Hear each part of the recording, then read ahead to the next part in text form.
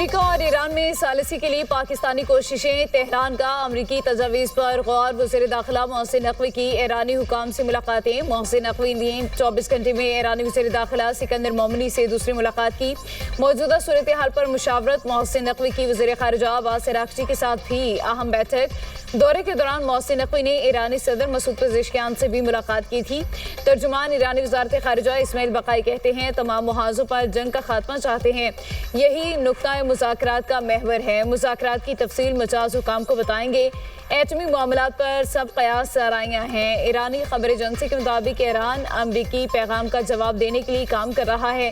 اختلافات کم ہوئے لیکن اختلافات مزید کم کرنے کے لیے جنگ کی دھمکیوں کا خاتمہ ضروری ہے۔ ایران کا تنازع بہت جلد ختم ہو جائے گا، امریکی صدر ڈونلڈ ٹرمپ کا دعویٰ۔ ڈونلڈ ٹرمپ نے میڈیا سے گفتگو میں کہا کہ ایران کے ساتھ مذاکرات جاری ہیں، کسی بھی ممکنہ معاہدے میں ایران کو جوہری ہتھیار رکھنے کی اجازت نہیں دیں گے۔ ایران کے افزودہ یورینیم تحویل میں لے لیں گے۔ آبنائے ہرمز پر ٹرانزٹ فیس نہیں چاہتے۔ آبنائے ہرمز پر امریکہ کا کنٹرول ہے۔ امریکی بحریہ اچھا کام کر رہی ہے، کوئی بحری جہاز ایران نہیں جا پا رہا۔ ایران صدر کی ایرانی افواج کے کمانڈر ان چیف سے ملاقات۔ صدر مسعود پزشکیان نے کہا ایرانی افواج کے دشمن کو منہ توڑ جواب کو قدر کی نگاہ سے دیکھتے ہیں۔ دفاعی ڈھانچے کو مزید مضبوط بنانے اور جنگی تیاریوں میں اضافے پر زور۔ مسلح افواج اور اداروں کے درمیان ہم آہنگی پر بھی زور دیا۔ میجر جنرل امیر حاتمی نے کہا ایرانی افواج ہائی الرٹ ہیں، کسی بھی خطرے اور جارحیت کا جواب دینے کے لیے تیار ہیں۔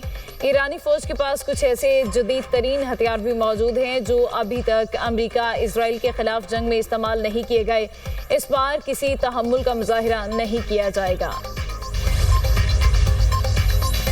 امریکی صدر ٹرمپ کے ایرانی تہذیب اجاڑنے کا مطلب ایٹمی حملہ لیا گیا تھا۔ برطانوی خبر ایجنسی کے مطابق یورپ اور ایشیا کو ایران پر امریکی ایٹمی حملے کا خطرہ تھا۔ یورپی ممالک نے امریکی محکمہ خارجہ سے رابطہ کیا تھا، جس پر محکمہ خارجہ نے یورپ کو واضح جواب نہیں دیا۔ ممکنہ حملے کے خطرے کے باعث برطانیہ، فرانس اور جرمنی نے سخت بیان تیار کر لیا تھا۔ اسی شام صدر ٹرمپ نے ایران سے جنگ بندی کا اعلان کیا۔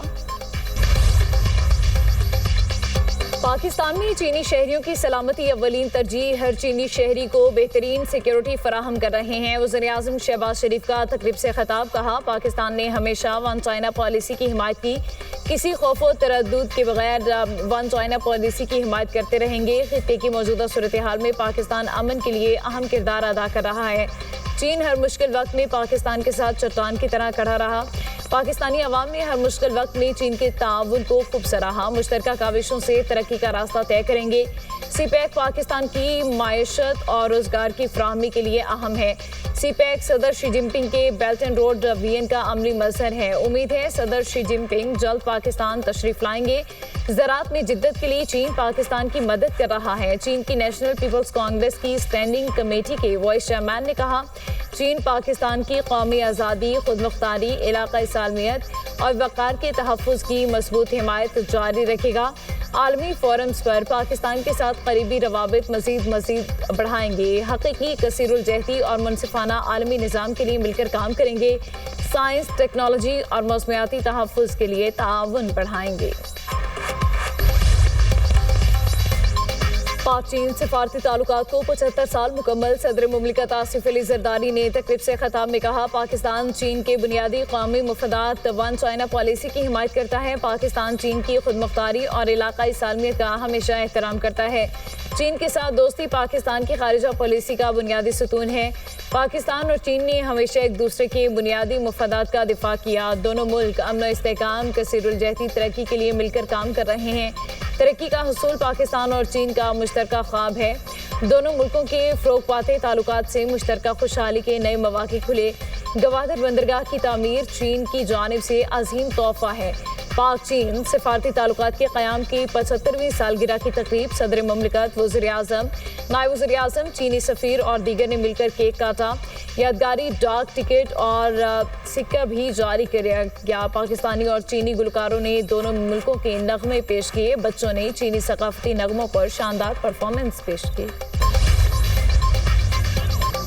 پاک چین سفارتی تعلقات کے قیام کی 75ویں سالگرہ، صدر مملکت آصف علی زرداری اور چینی صدر شی جن پنگ کے درمیان مبارکباد کے پیغامات کا تبادلہ۔ صدر شی جن پنگ نے کہا چین اور پاکستان اچھے دوست اور سدا بہار اسٹریٹجک تعاون پر مبنی شراکت دار ہیں، خطے میں امن و ترقی کے فروغ کے لیے کردار ادا کریں گے۔ پاکستان اور چین دکھ سکھ میں شریک ہیں، چاہے عالمی صورتحال میں کتنی ہی تبدیلیاں کیوں نہ آئی ہوں۔ چین اور پاکستان کی دوستی ہمیشہ مضبوط اور ناقابل شکست رہی۔ دونوں ممالک نے طویل عرصے سے اعلیٰ سطح کے باہمی سیاسی اعتماد اور تعاون کو برقرار رکھا، جو ریاستی تعلقات کی ایک مثال ہے۔ پاک چین تعلقات کو ترقی کو بہت اہمیت دیتا ہے۔ صدر زرداری کے ساتھ مل کر اس سالگرہ کو ایک موقع میں بدلنے کا خواہش مند ہوں، ہر شعبے میں تعاون کو گہرا کرنے کا خواہاں ہوں۔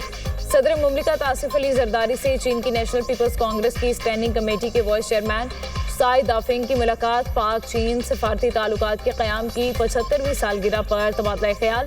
صدر مملکت کا چین کے ساتھ پاکستان کی تصوراتی شراکت داری کو مزید مستحکم کرنے کے مسلسل عدم کا اعادہ۔